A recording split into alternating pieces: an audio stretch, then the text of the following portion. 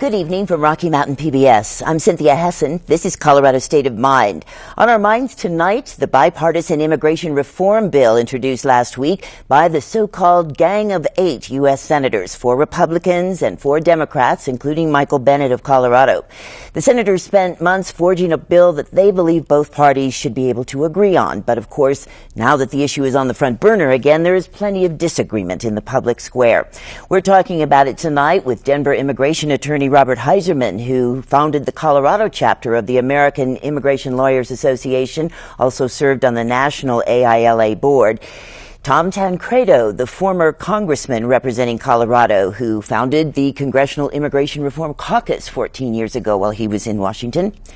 Also with us, Colorado businesswoman and employer Jeanette Blanco-Wellers, who's a native of El Salvador and became a citizen of the U.S. as a result of President Ronald Reagan's amnesty in 1986. And also Colorado State University professor Philip Cafaro, who looks at immigration from the standpoint of environmental impact, and we'll get a sense of his research on population growth. Now, by now, you may have seen one or more of the Gang of 8 explaining their plan, which includes a 10-year pathway to citizenship for the estimated 11 million people who are in this country now illegally. It has conditions attached, of course, including a criminal background check, a fine, a requirement to learn English, among other things. The proposal says that before any of that could get going, the Congress would also have to increase security at the U.S.-Mexican border, reform the way visas are policed here, the overstayed visas, and make it mandatory for all employers to use E-Verify so they can determine whether a potential hire is legally in this country. Jeanette, you have a unique point of view on all of this from a couple of different angles, but you're in the roofing business, and so as an employer, do you use E-Verify? Yes, we do. We do extensive background checks. We do a lot of work with the Department of Defense. Currently, I was telling you earlier, we have a contract with the State Department to roof embassies all over the world. So we absolutely use E-Verify. That's right. You are. I noticed in my research that Colorado Biz Magazine named you one of the top fastest growing small businesses in Colorado. So obviously you are. You call yourself a Reagan Republican. To explain what that means.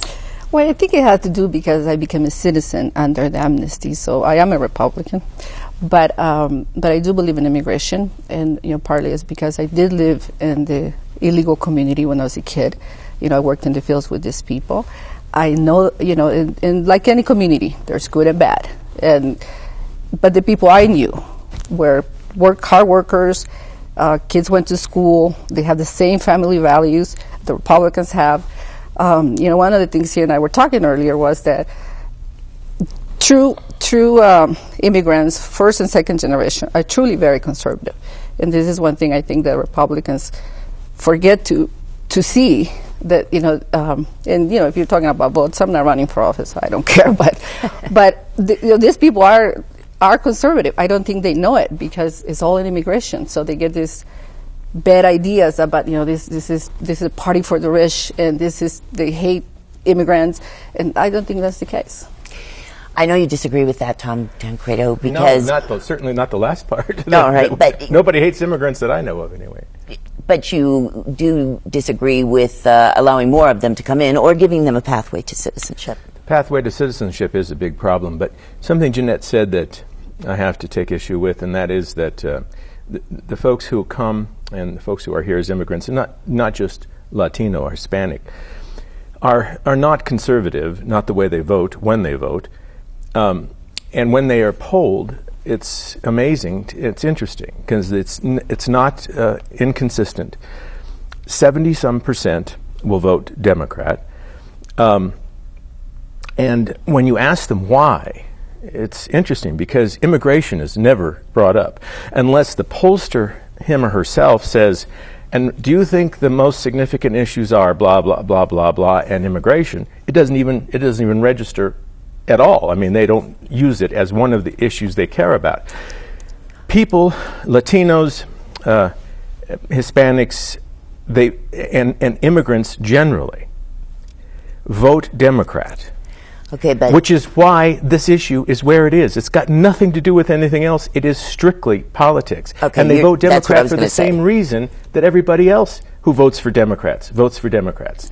They want big government. I totally disagree with you. Well, I mean, it's just the facts. It's No, just the, it's I'm, just the, I'm an immigrant. well, I'm telling you what you But are a person, no, yes. a one person, and I'm telling you what 70% of them are. I know the community. I've been there. My brother's a Pentecostal pastor, very conservative. We don't believe in gay marriages. I don't. None Polls of them don't show that.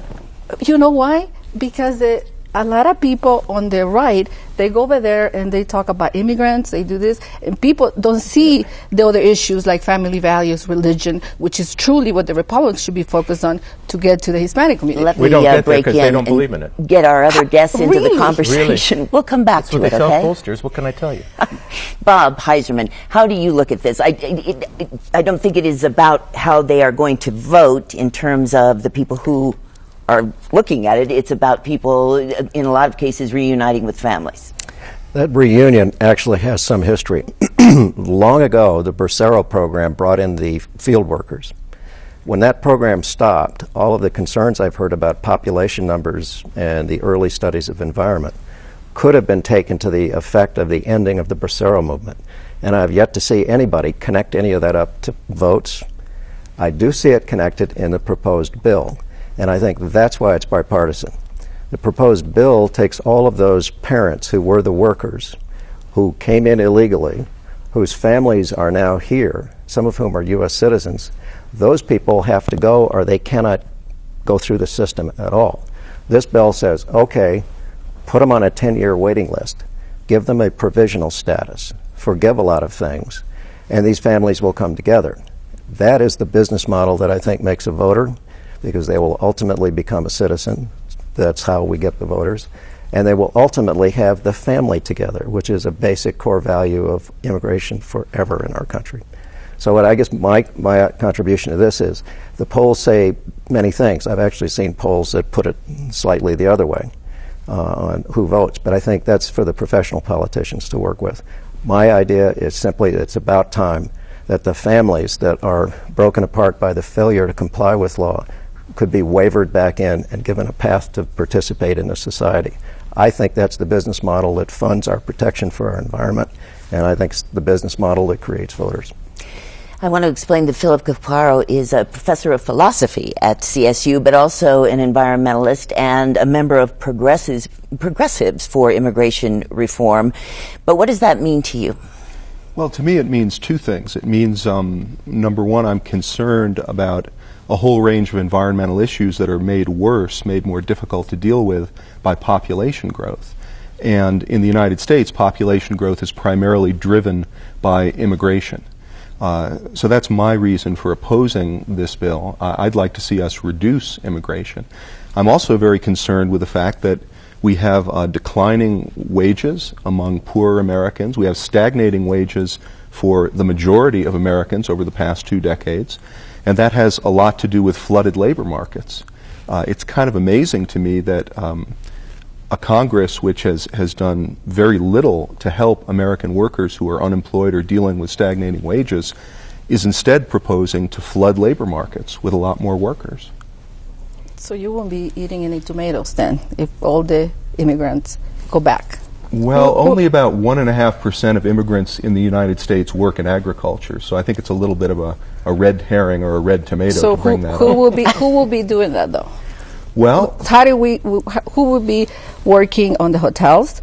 Who would be cleaning your houses? Who would do that? Because you know what? Those are people that are making very low wages. I know I don't want to do it. I know I don't want my son to do it. Well, so who's going to do that? People talk about these jobs that Americans won't do, and before I came on this program, I went to the Bureau of Labor Statistics website, and I found some pretty good statistics from the last couple of years about the percentage of native-born workers in different areas. Construction laborers, 66% of them are native-born American workers. Maids in hotels, 52% native-born American workers. Janitors, 73% American workers. These are the things that professionals like us, we think these are jobs Americans won't do. They're jobs Americans have to do. I never saw one Caucasian or a black person in the fields, and I worked there. I was there. And another thing I wanted to tell you is, as an employer, I hire people. We pay prevailing wage, so French benefits and whatever, $25 an hour. You know how hard it is for us, even in this economy, to get people that clear. These are Caucasian people. These are not. Pay them more. Pay them more. That's how the free market's then supposed to work. They would pay more than we charge more. Yeah, that's exactly right. That's what we should do. Yeah. Look, we seem to have accepted in the agricultural sector that we're going to have a whole range of workers that are just peons. And now what you're proposing is we should start to accept that in construction, in hotel work, in restaurant work. My suggestion is the opposite. Let's try to get good middle-class wages for American workers. I absolutely believe that there is a market for labor, just like there is a market for everything else. And you get, when the supply is here and the demand is here, you have to have, somehow, they will meet. And oftentimes that means because you have to increase the wage rates. And let's look at agricultural workers. Today, there is no limit, as you know, there is no limit on the number of agricultural visas that we can hand out. I mean, it's 10 million, whatever you want.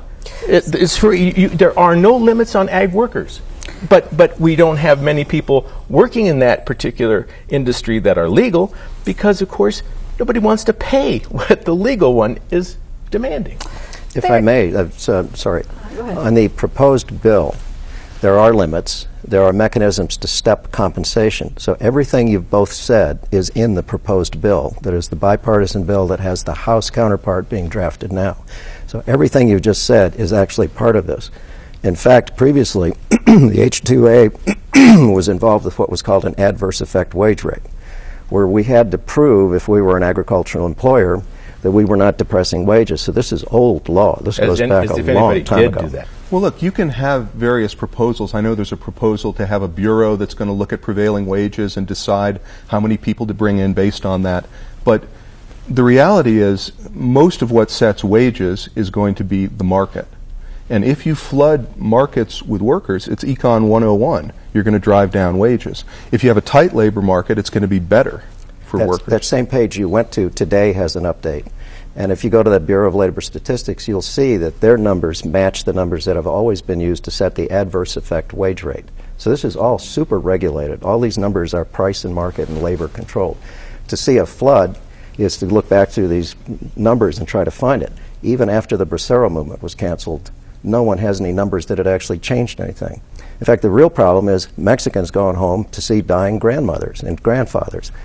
That means they left, they come back in illegally, they can't do anything in the law. So this bill came along and said, they're all stuck here. So we're just going to throw out the number game. That is different from the last go-around. And throw out the big, long waiting thing. Just take the money, process them, bring the family back together. And that is, I believe, by making people taxpayers, by making employers comply with law, I think that all fits the American way. But it's all structured by pricing. This is all regulated. During the debate on previous bills, I wasn't in the Congress in 1986, but certainly I was during the 2007, the 2006. We've had these things before. And each time, we think we are constructing something that meets the kinds of concerns that both sides always bring up.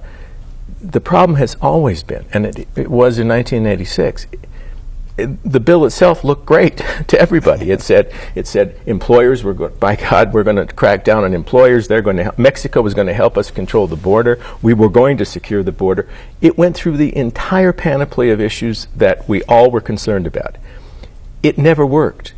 Even Reagan said it was a big mistake, and it didn't work because there was absolutely no follow-through. There was no enforcement of any of the things in the provision. And so you had the massive immigration policy. You had the amnesty, which started out for just a few million people. It got up as high as 6. And, you are a great exception to this, what I'm going to say, but about 37%, if I'm not mistaken, of the people that were amnestied at the time, who were not supposed to have been amnestied because they had indeed had some sort of background that would not have allowed them to become a citizen. But they got it because the system just simply, boom, rubber stamp, no background checks really were done. And that's exactly what we face. How do we ever know? How can you trust anybody in the government to actually do what they said they will do under these provisions when it is all so damn political? If I guarantee you, if these folks coming in were voting conservative, Republican, Democrats would have built a wall on that southern border 20 feet high with broken glass on top. And forget about let's bring people to work, but what about the people that are here? Is a problem. They're here. They live next to us. We see them all the time. We eat on the restaurants. What do we do with them? And they're a second-class citizenship because they have to be in hiding. They're not citizens. I'm sorry, That's I shouldn't the whole say issue citizenship. here. They are second-class residents of the country. Yeah. Or people. You can That's call what them happens people. when you come into a country illegally. You have to pay a price somehow or other. But as a practical matter, out. does that work for the country to have so many people who are not paying taxes in the normal way? They do pay some taxes. No, it doesn't work. It's not good. Believe me, I don't think it is a good situation at all. One thing that has always amazed me, again, about this debate, every time we start talking about a, quote, pathway to citizenship for people who have come in illegally, and no matter what kind of little bumps we put in the road for it, and a fine and whatever, it has amazed me that the thing we deliver to somebody, the gift we give, it's not a gift really, but the thing we can bestow on somebody who does it the right way, the best thing that we can ever do for somebody who goes through the system, pays the fees, the attorney's fees, waits in line, does everything the right way. And what do we say? Here, citizenship. This is our great response to what you've had to do a hard, difficult way. Why would we ever take that one thing that is our greatest gift and give it to people who have done it the wrong way, regardless of how deserving they are, regardless of how hardworking, which I certainly believe they are? I have nothing personally against any of these people. And yet, how do we not see that as the biggest slap in the face to the millions of people who have done it the right way? I've never understood that. I'm going to humbly offer a thought and invite everybody to chime in on this, but what I've seen in my cases over 40 years is the government sets the pattern. Those people walking through it are told, go down that hall, go to that door, go up those stairs, and they just follow whatever the pattern says. I'm not throwing this at your feet, but Congress did not take care of the circumstance of going home to see the dying grandmother. When they went out and came back illegally, they are completely X'd out of the whole process. That means the families are separated. That means we've got welfare cases, we've got people in nursing homes, we've got people not paying taxes. This bill would say, forget all that, put them on a 10-year path. They're working. If they're DREAM Act kids, they go to school or the military. Everybody's paying a fine. Everybody's involved. And then instead of occupying a country, you have people who are part of it. And they're the people who form the community that we all want to live in. We want a nicer face on this country. If we put a tough face and run them all out, frankly, I see money, money, money. It costs $164, $167 a day to house somebody when they're detained. It might be $10 billion from some government estimates to throw 11 million people out. I don't want to do that as a taxpayer. If I could figure out how to charge them money and convert them into an asset in the community, I think the environmental concerns, they really need to be heard.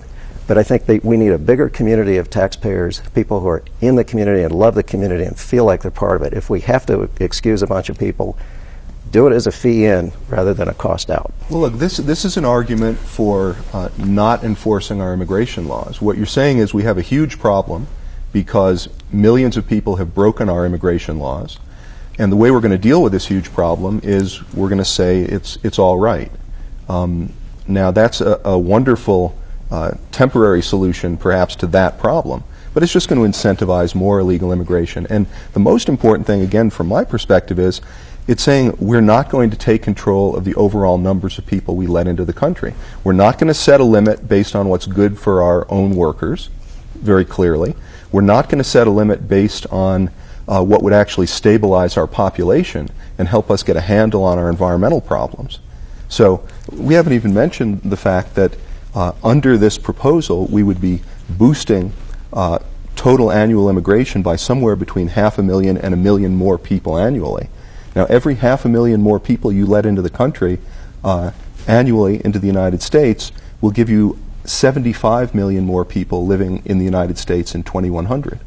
So, to my mind, that would be terrible for our country. That's an estimate, we should say. There are plenty of people who say we can't be sure how many more people it would encourage to come into the country. Right, but we can be sure that if we allow larger numbers of people to come into the country, they'll be here, they'll have children and grandchildren, and that will boost our total population. But you know what? I don't really care about who's coming, but I do care about people that are here now. What do we do with the people that are here? They're here. What do we do?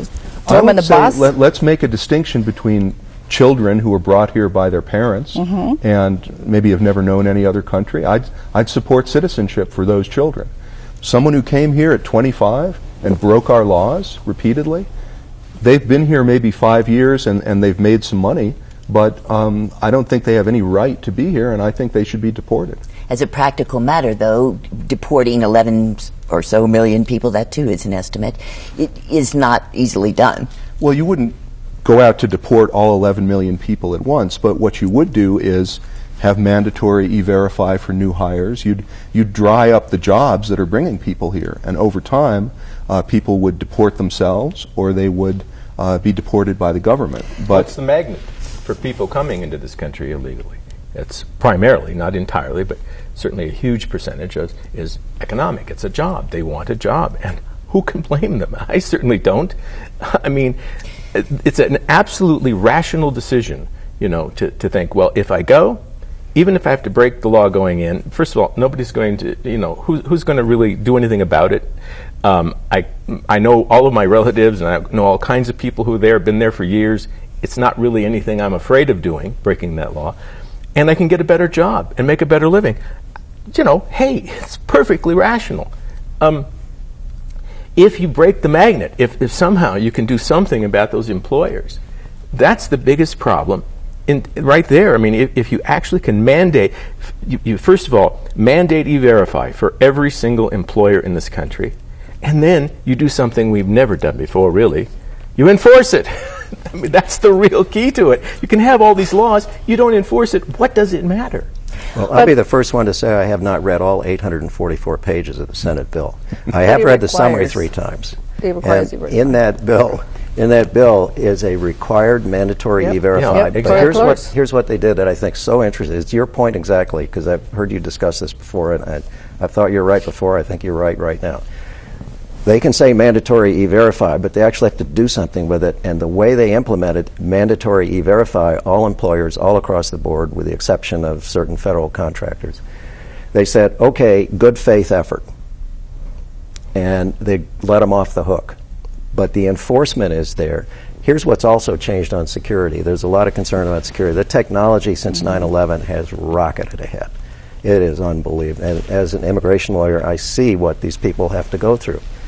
And quite frankly, I have a much higher confidence level with regard to our government screening for people. I have a much higher confidence that E-Verify might actually be good one day. Even after Boston, you still Even say after this. Boston, because you're going to have bad behavior in schoolyards. If you got a bunch of kids in a schoolyard, somebody's going to do something bad. It's just that not every schoolyard is all bad. And I see turning them into an asset. That's what I'd like to do. We are dangerously close to running out of time, and so I would like just a 30-second response from each of the rest of you. What do you think this bill's chances are? Do you think that politics will topple it once again, Bill?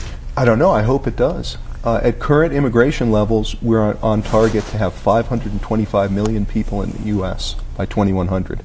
If this bill goes through, we'll have perhaps 100 million more. We should be reducing immigration, not increasing it. I desperately, desperately hope for true immigration reform. Every time I hear that phrase, I can say I am all for it. Absolutely. I want reform of this system. What we have now sucks, to tell you the truth. It's just simply, it doesn't work. It isn't even intended to work. That's what I really believe, that most of it was put in place in order to be so problematic nobody's going to actually deal with it or pay attention to it. I fear, frankly, that both sides benefit from the status quo. Democrats, because they see massive immigration, both legal and illegal, as simply a lot of undocumented Democrats. Republicans, because they see that same phenomena and look at all those cheap laborers. And as a result, there's no real push, I think, for true reform. You'll try to massage everything to make it look that way, but actually getting to the point where we've secured our borders, where the people working here are people who truly should be here in this country, that's a long way off. Jeanette, last word. Well, I do, I don't know whether it has support or not, but I do hope that it passes. I think that the kids that are here, the parents, the families, it would be better, to be like me. I mean, so in the last 3 years, I paid over $1 million worth of taxes with my company, and I am an immigrant from another country, and I did become a citizen with my amnesty. My brother's a Pentecostal pastor. I mean, my family, they're all done, very well, the business people. So I think there is an add to the, to this bill. I think it would be good for people to really see that this is what we need to do. And for the Republicans, if you don't do it for anything, do it for the vote. Because I'm telling you, Hispanics are conservative, just don't know it. That is our time for Colorado State of Mind for this weekend. You may see the program again if you'd like online at video.rmpbs.org. Thank you now to Bob Heiserman, Jeanette Blanco-Wellers, Tom Tancredo, and Phil Cafaro for their thoughts tonight on immigration reform. And thank you for tuning in this evening. I'm Cynthia Hessin. Good night. Okay, the DREAM Act, do it, but we're going to enforce borders, or somehow, some way, you make it a compromise that gives people who are concerned about this issue, like me, some reason to be totally supportive of it. But that's what's in the bill. I mean, no, you may not agree that the follow-through is going to happen, but it's in there. I thought you were talking about actually that Colorado's DREAM Act and others that were put in place by states and even the one at the federal level that's unique. It doesn't have any connection to anything else.